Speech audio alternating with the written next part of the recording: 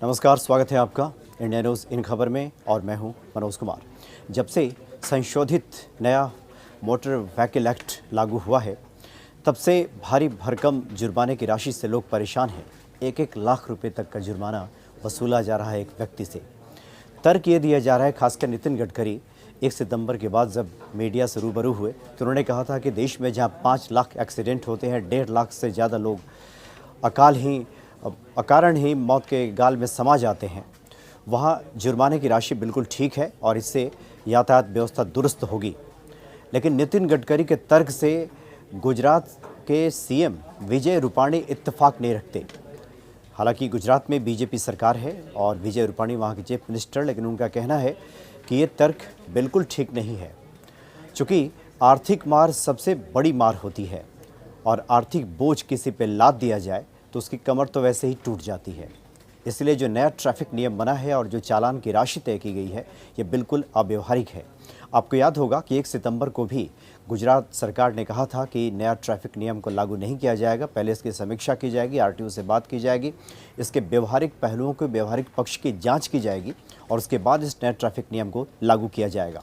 उसके बाद गुजरात सरकार ने फैसला किया है कि इस नए ट्रैफिक नियम को पूर्णतः लागू नहीं किया जाएगा, यानी गुजरात सरकार के पास ये अधिकार है कि मोटर व्हीकल एक्ट 200 के तहत नया सेटलमेंट इसमें जोड़ा जा सकता है, संशोधित इसको किया जा सकता है।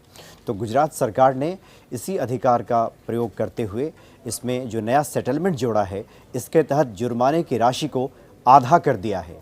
यानी गुजरात में अब जो नया ट्रैफिक चालान है वो आधी रकम वसूली जाएगी।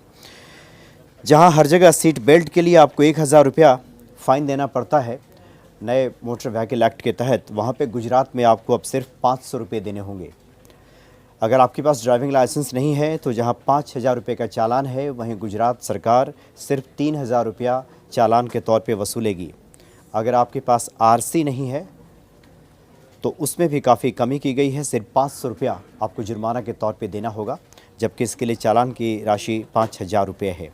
और ये जो संशोधित जो व्हीकल एक्ट है, यह 16 सितंबर से पूर्णतः गुजरात में लागू हो जाएगा। यानी कहने का तात्पर्य यह है कि जो नया मोटर व्हीकल एक्ट जो बनाया गया और जुर्माने की राशि गुजरात सरकार ने ही पूरी तरह से आधी कर दी है। बीजेपी शासित गुजरात सरकार ने ही माना है कि इसमें कई खामियां हैं और अनावश्यक बोझ डाला जा रहा है ऐसे लोगों पे जो वाहन चलाते हैं सड़कों पे, और कहीं से भी ये व्यवहारिक नहीं है। हालांकि नितिन गडकरी ने कहा है कि राज्यों से बात हुई है और राज्यों को इसे पूर्णतः लागू करना होगा, लेकिन विजय रूपाणी का कहना है कि हमारे पास ऐसा अधिकार है, चूँकि मोटर व्हीकल एक्ट 200 के तहत राज्यों को अधिकार दिया गया है कि नए क्लॉज उसमें जोड़ सकते हैं, नया सेटलमेंट उसमें जोड़ सकते हैं, और उसी अधिकार का प्रयोग करते हुए गुजरात सरकार ने जुर्माने की राशि को आधा कर दिया है।